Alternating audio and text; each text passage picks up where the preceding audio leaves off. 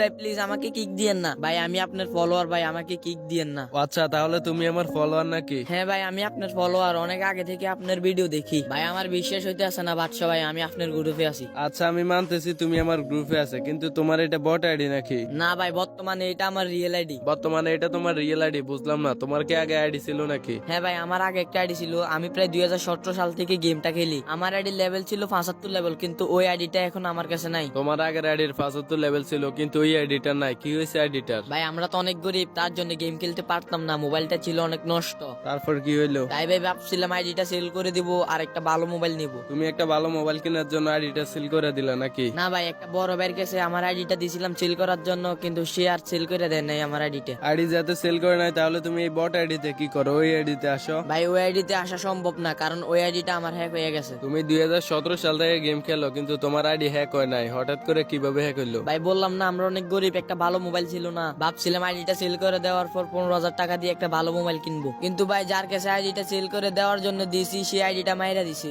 আমার আর টাকাও দিল না আইডিটাও দিল না। তার মানে তোমার কাছে এখন ভালো আইডি ভালো মোবাইল কোনোটাই নাই? হ্যাঁ ভাই ভালো আইডি নাই দেখা যার গ্রুপে যায় সেই শুধু কিক দেয়, আর যদিও কারোর সাথে খেলি তারা গালাগালি করে। আচ্ছা ভাই তুমি তো অনেক পুরানো প্লেয়ার, তারপরে তোমার কেন মানুষে গালাগালি করে? তুমি তো অনেক ভালো খেলো। হ্যাঁ ভাই ভালো খেলি, কিন্তু আমার মোবাইলটাও ভালো না। আচ্ছা তুমি যে একটু আগে বললা যে তোমার একজন বড় ভাইয়ের কাছে আইডিটা দিছো, সে তোমার আইডি মাইরা দিছে, কিভাবে নিছে ও তোমার থেকে আইডি? ওই যে ভাই বললাম না ওর সাথে আমার অনেক দিনের সম্পর্ক ছিল, অনেকদিন গেম খেলতাম ওর সাথে। একদিন ও বললো যে আমার আইডিটা বিক্রি করে ভালো একটা মোবাইল নিতাম, অনেক জায়গায় চাইছি কিন্তু আইডিটা বিক্রি করতে পারি নাই, তার জন্য ভাই ওর কাছে আইডিটা দিছি, ও আমার বিক্রি করেও দেয় নাই আর আমার আইডিটা ফেরতও দেয় নাই। ও যদি আমাকে কিছু টাকা দিত তারপর ভালো একটা ফোন কিনতে পারতাম।